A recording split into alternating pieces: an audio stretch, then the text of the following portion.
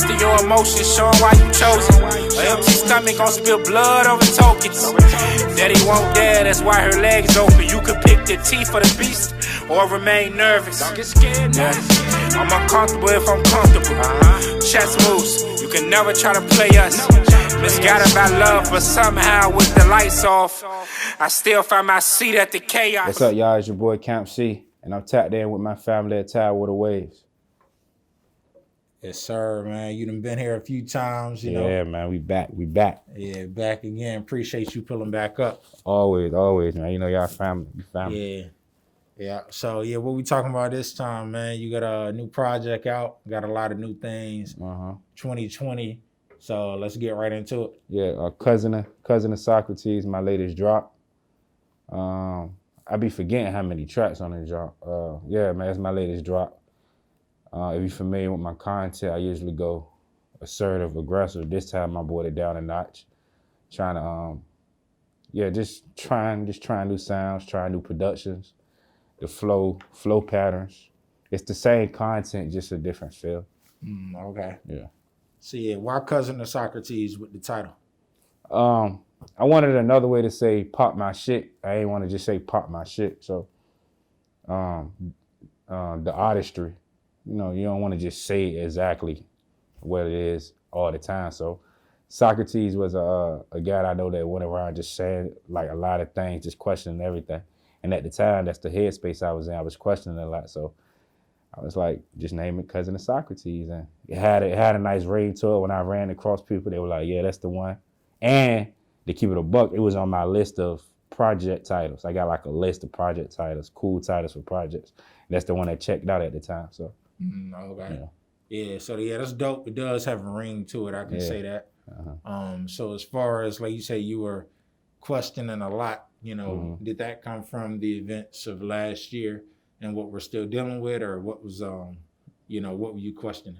Yeah, I think last year had a lot to do with it. COVID kept everybody indoors, so it gave me time to sit down with myself, sit down with ideas, just a lot of me time, man, and just have you questioning a lot, like with the COVID thing. A lot of things about COVID don't rub me the right way, so it had me just questioning a lot, like what else they quote unquote lying about or whatever. So yeah, it definitely had a lot to do with that.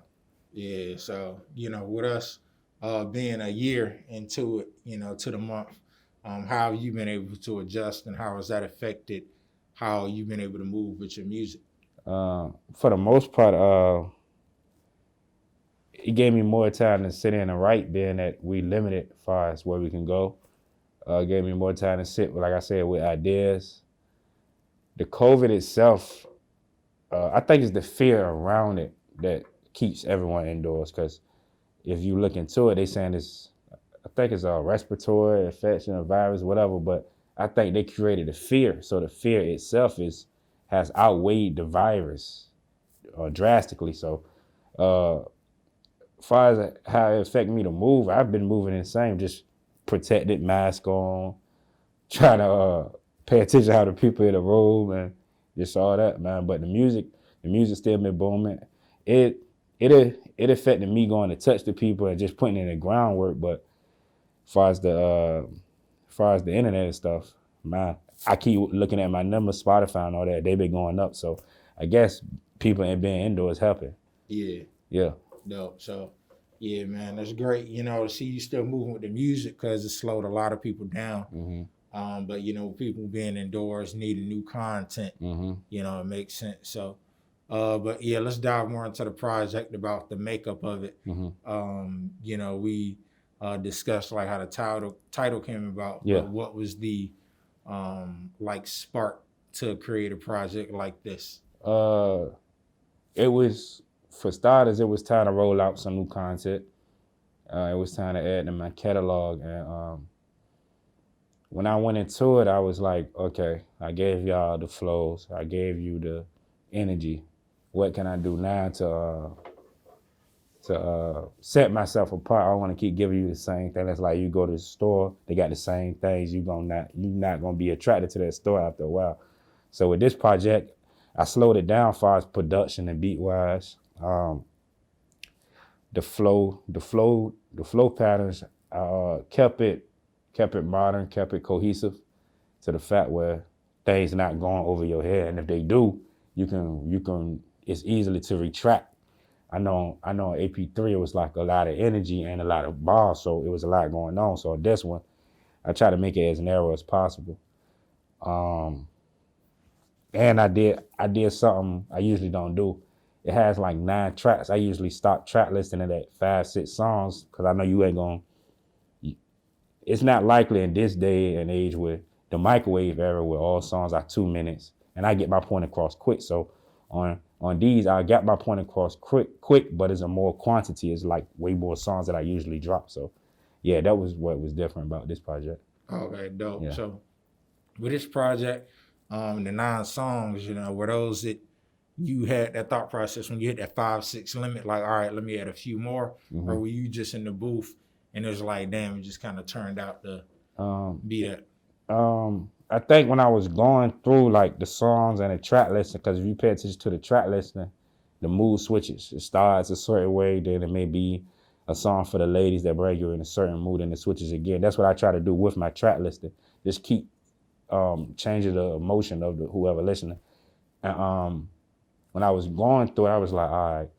I remember having a thought saying, should I empty the clip, which is, should I just give them everything I recorded over the past 2 to 3 months, or save something? That's one of the pros of having a short track list. You could keep hitting them, and as far as project wise, you always have songs for the projects. But I was like, this time, because I think over the course of 4 months, I record in spurts. I record when I feel like recording. I don't just go in there and burn myself out. So the course of 3 months, I recorded like 15 songs, but I only put. No, the course of 5 months, I recorded 15 songs. I only put 9 of those on the project. So yeah, that's how that came about. Okay, you got a favorite song off of it? It depends on which mood I'm in. Like today, my favorite song for today is "Greedy." I was just listening to that before I came. Flow. I like how you put that today. Yeah, like every today. day might change up. Yeah. But most days it's Wiley Drive. That's the first record on the project. Most days is that, but today is Greedy. By the end of the day, it may be something I recorded for the ladies. Yeah, you never know. So you said Wiley Drive? Yeah, Wiley Drive. All right. Yeah, what that most days? For one, that's the name of the street I grew up on. So a lot of memories. Just the title of the record alone brings back a lot of memories.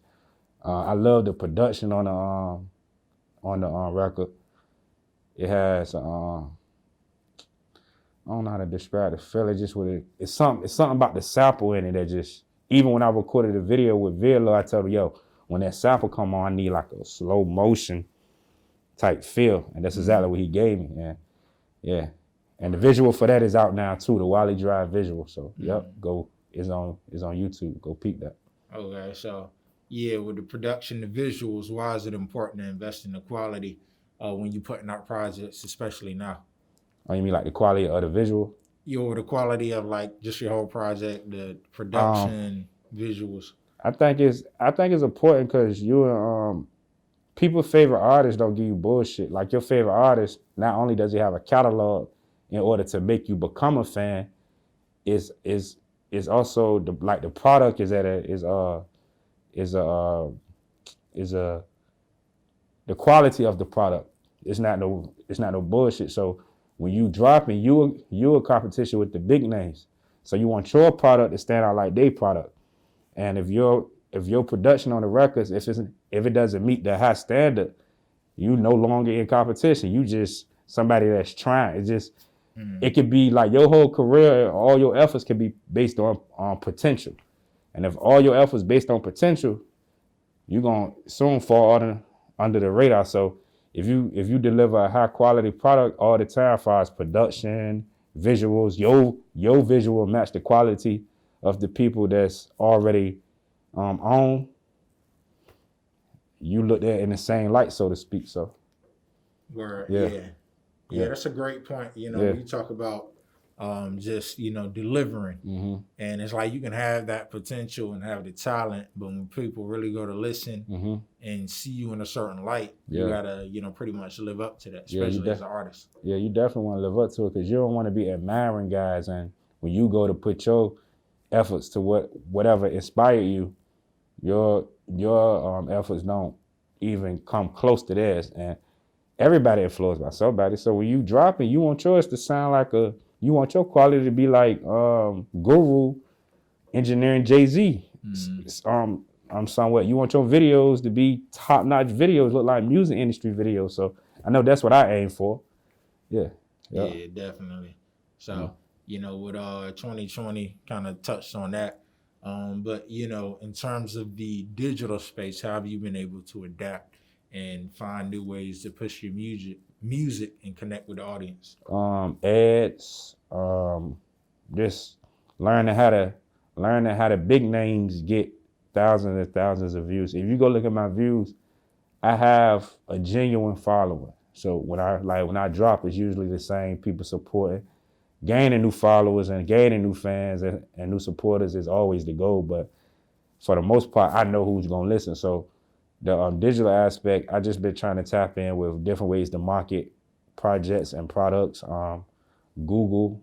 I was just on the phone. I didn't even know you could call Google and pay for ads. Just like the skip button that be on YouTube. You can you could call Google and pay for ads. So I was on the phone with Google Ads, I think, and the lady was giving me the budget. If you want this many subscribers or this many views, this how much you would have to pay a month. And I think that's how these big names get their following, get their product to reach a high level as far as how they execute with the marketing. And I think I read somewhere, bro, that some company was at a very low point and some new guy that was a part of the marketing team say, how about we put all our money in marketing? And all the numbers shot up from there. Yeah, that's crazy. So marketing is a huge part of whatever you push it, whether it be music or anything else. Yeah. Yeah.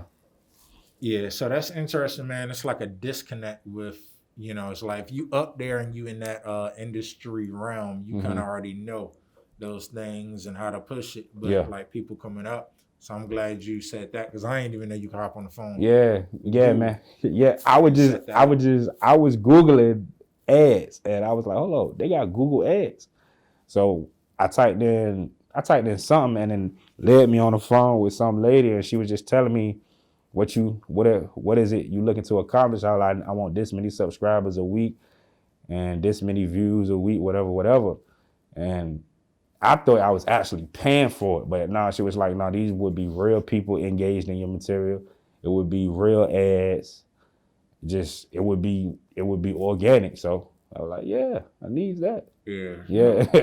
No. Yeah. So you've been able to see that difference. Yep. Yeah, Okay. I've been able to see the difference. And with my situation, with my deal with Resist, they do their part. So not only do they do their part, it's up to me to push too. I can't just sit back and let somebody do all the work because that's moving backwards. So we're all gonna do our part. We're gonna push the product. Yeah, elevate. Yep. Yeah, I'm glad you brought that up. Speaking of marketing, that was gonna be my next point.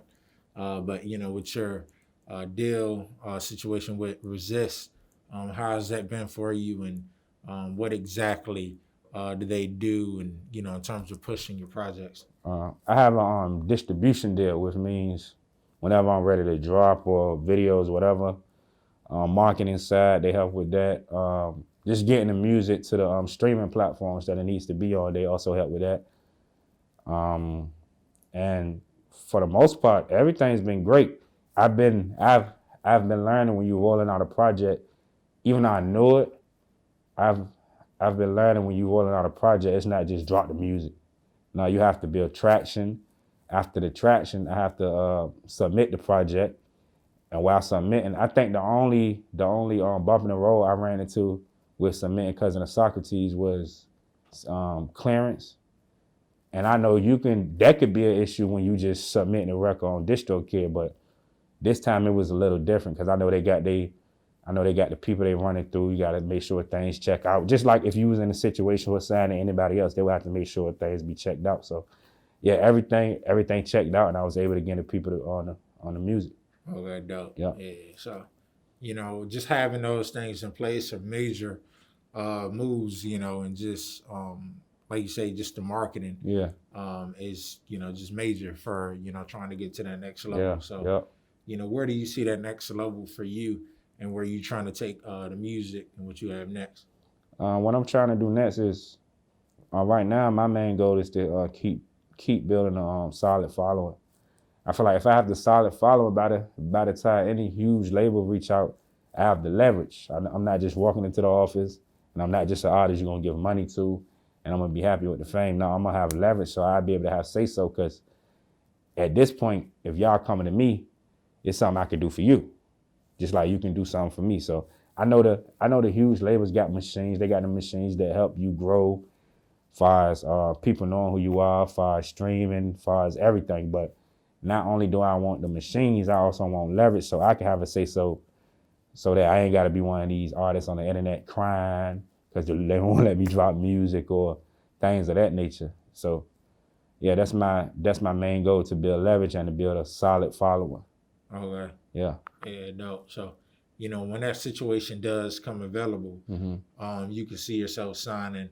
I'm not too versed, I guess, in different types of deals, but I know it's like, of course, 360, you ain't trying to do that. Nah. But like a distribution. So what does that kind of look like to you, how you would set up like a partnership? My main goal, and all my friends been hearing me say this, is something about Def Jam I like. I love the Def Jam history. I study the game, so I know a lot of the artists that's in the game, that's been in the game for a while, they've had lead positions at Def Jam, whether it be executive or just A&R or whatever. They have positions where they can fully impact the culture of the label, of the offices. So a deal for me at Def Jam hopefully would look like Cap is involved with everything that goes on, whether that means flying into the office once a week or once a month. I just want to be fully hands-on with that. I don't want to have to come back at the end of the year and I owe you $3 million, and now I can't drop because I got to pay you back all the money that you spent on me, far as videos and everything else, far as flying people out, flights and all that. So I think I heard Future say the best deal. Like, he was like, your first deal is always going to be, they always going to fuck you over because you learn it kind of. But if you revisit after every drop, like, okay, how much I owe you? Okay, how much I got left for marketing? Like, what's my marketing budget? How much I got left for that? And it's budgets. So when you start to learn those things, I think you're ahead of the game. You can always be in the industry because you know what you got to pay back. You just know how things work. So yeah, Okay. But I think the ideal deal for me would be distribution, marketing. And if I do sign a deal, I just want to orchestrate it to the point where I'm not on you a lot, and that we execute on a high level with me being a part of the execution, hands on. Yeah. Yeah. Okay, yeah. So, speaking of deals, comes with like performing and moving around. So I know you miss outside and, Yeah, man. being able to connect with the fans, the audience. So, what are you most looking forward to this summer, just depending on how things go? I got a whole bunch of ideas for the summer, and my homies who still active far as performing and battle rap, like I just went to my homeboy Rico. He just had a battle. Rico 2 times on YouTube. Look it up.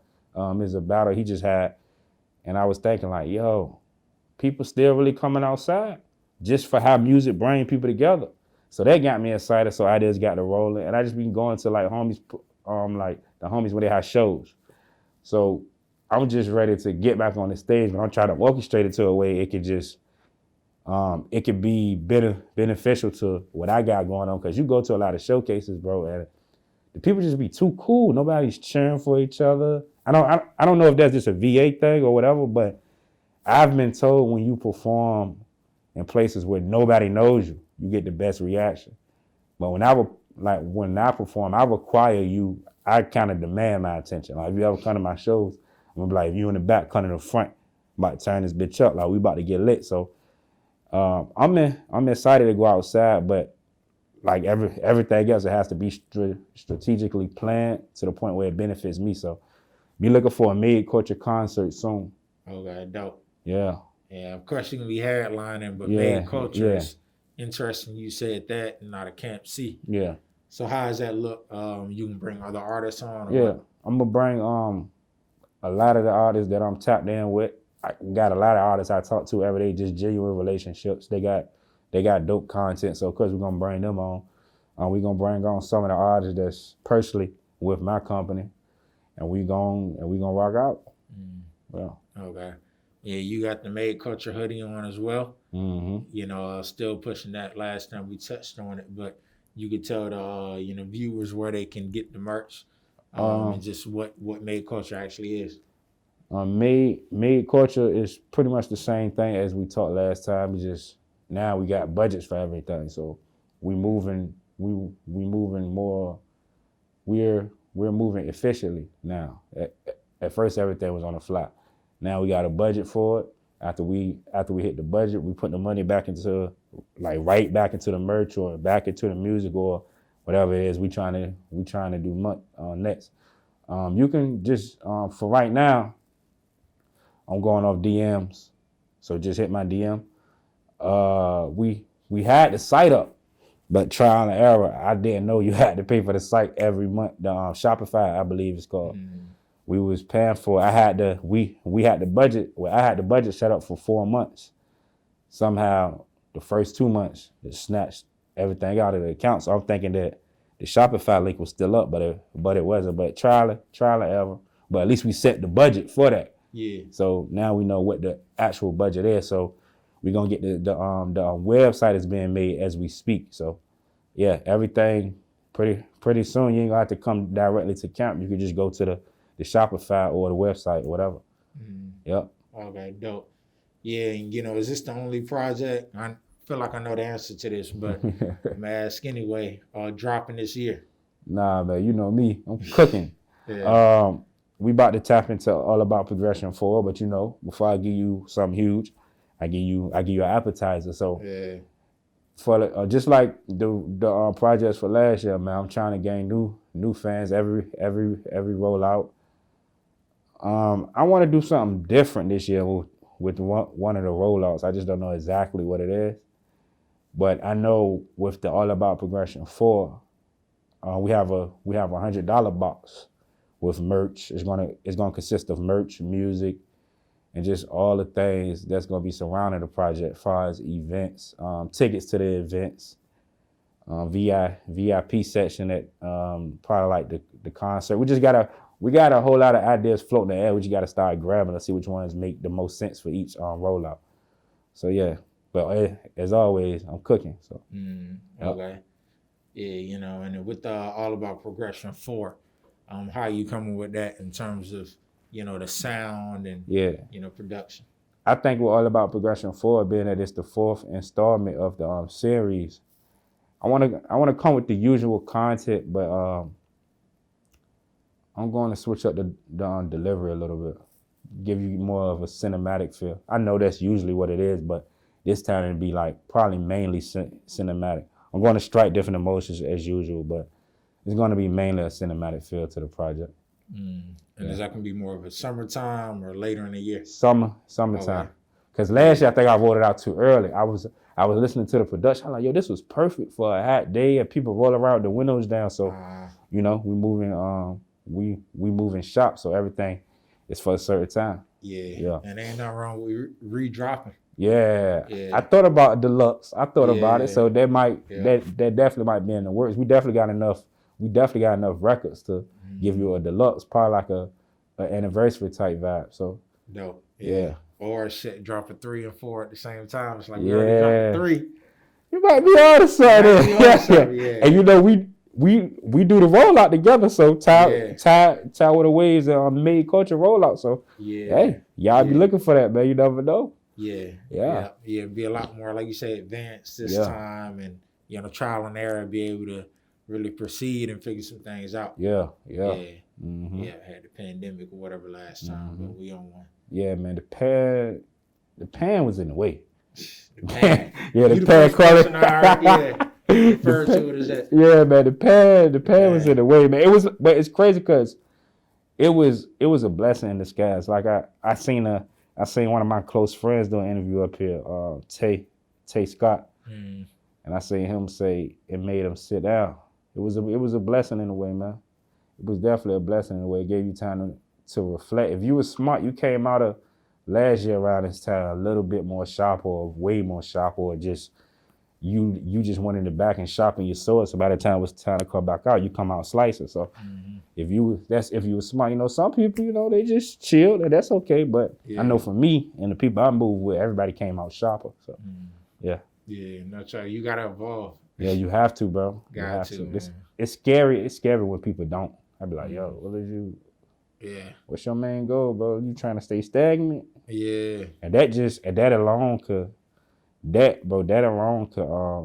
cause people to separate. Like when I announced I got the distribution there, that was in the pandemic. That was like in the, you know, it was fresh. It was still, the pandemic was still very fresh. So not only was we in the house, I started seeing certain people not calling my phone as much or certain things like that. And I was already tapped in with myself. So I'm thinking like, okay, I don't know if it's the new deal on the table or whatever. But yeah, when you sit down with yourself, you start to see.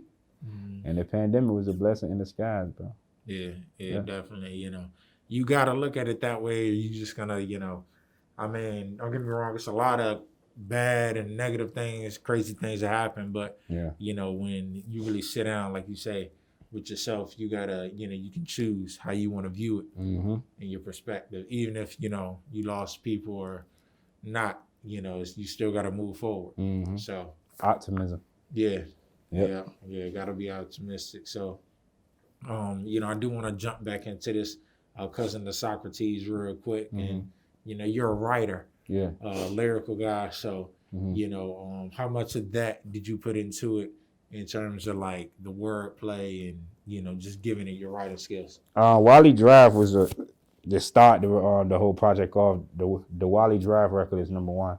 I just tapped into more so a feeling. Of course, it's gonna be bars because that's what happened when the pens or I'm on a notepad in the phone. But I just tapped into an emotional standpoint on that particular record. Now, right after that is Greedy. Greedy is all pen, is all descriptive. You know, that's if you're familiar with what I do, that's what I do. Like I'm gonna paint it for you. 3 is Infantry. Infantry is crazy. Infantry is 1 and 2 mixed. The energy, but it's more soul filling. So the pen on this particular project was like the soul of the project mixed with other ingredients. But as always, the pen has to come first. Like my pen game has to be crazy. So yeah, the lyrics always gonna be my main focus. Right, okay. Yeah. And you mentioned Deluxe. You say you would recorded about 15 songs for it and only put out 9. So, you know, you think about possibly doing an extended version for this one? Yeah, I'm thinking about, because I don't drop unless I got 1 or 2 projects I could put out after that. Okay. I'm trying to drop, like this year I want to drop every quarter. So that would be within each 3 months. It's 4 quarters, it's 12 months. So that's every 3 months. So yeah, I'm trying to drop at the top or in the middle of each quarter. So to give me enough time to prep for the next project or just to get out visuals or whatever the case may be. So yeah, that's why we sitting on records. Okay. Yep. Yeah, dope. So how do you see Virginia? There's been a lot of people coming up in Virginia, just kind of utilizing their resources and whatnot, Virginia and beyond this pandemic and just the scene out here. I like it, man. Like the last time we spoke, we touched on the Carvey 1K guy and Pusha T's label. I like it. Now, ever since we spoke about it last time, it's been a lot more artists. It's kind of like you seeing, like I could recognize the guys from being around the city or Virginia Beach, whatever. And when you go on I believe it's called Airwave Music. Yeah, Airwave. Yeah. When you go on their Instagram and stuff like that, it's guys that I've seen out and about doing shows that they have them on the page and they pushing them, they get them in position. So, bro, that's great. That's dope. I love it. And the vibe kind of changes. Like artists are looking to collab with each artist. It's not like, oh, my buzz is this or you that or not. No, if I know I speak for me, when they fuck with you, they fuck with you. So it's like, if I like it, I'm gonna reach out. And that's not just for me. Like, I see it for other guys. I know guys like, hey, bro, I like such and such. I hit him up. He said we doing a feature. So I love it, bro. That's why we got to keep it at, instead of all the big-headed stuff. Yeah. Yeah. Yeah. It's kind of inevitable. You know, you have to be open to collaborating with people. Yeah. I mean, you don't have to, but I'm just saying where the scene is going. You know, you be kind of a fool not to, you know, be able to want to explore those realms and tap into, because it's such a variety of different people and music. Yeah, I got a few guys I want to do features. So it's this one cat. I don't even know his name. I ran across his video. I think it's for Portsmouth. He got like a unique sound. I ain't never heard nothing like it. It's hard, but I just can't find his Instagram, you know. But that's another thing, like we were saying off camera, is like the real life start to happen. So a lot of times, whatever you doing slows down. You might have to delete your Instagram or whatever the case may be. So hopefully that ain't what happened with him. But for the rest of the guys in the city or in the 7 cities, just keep working, man. Yeah. Just keep working.